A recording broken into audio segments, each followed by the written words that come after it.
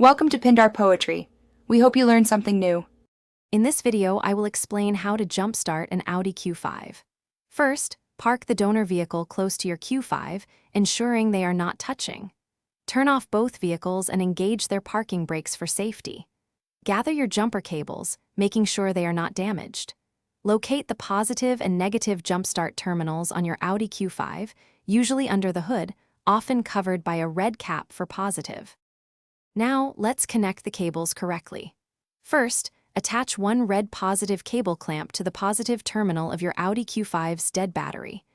Then, connect the other red clamp to the positive terminal of the donor vehicle's battery.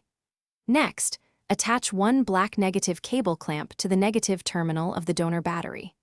Finally, connect the remaining black clamp to an unpainted metal part of your Audi Q5's engine block, away from the battery. With the cables connected, start the donor vehicle and let it run for about 5 to 10 minutes. This allows the donor battery to transfer some charge to your Q5's battery. After this time, try to start your Audi Q5. If it doesn't start immediately, wait a couple more minutes and try again. Once your Q5 starts, let it run for a few minutes before carefully disconnecting the cables in the reverse order of connection. After your Audi Q5 is running, drive it for at least 20 to 30 minutes to allow the alternator to fully recharge the battery.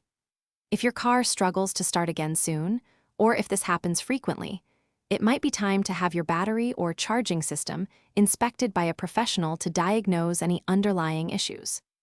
Remember, having a reliable set of jumper cables readily available in your vehicle is always a good idea for unexpected emergencies. Also, for other great deals and to make meal prep easy, check out the link in the description below. Thanks for watching. Consider subscribing if we helped you.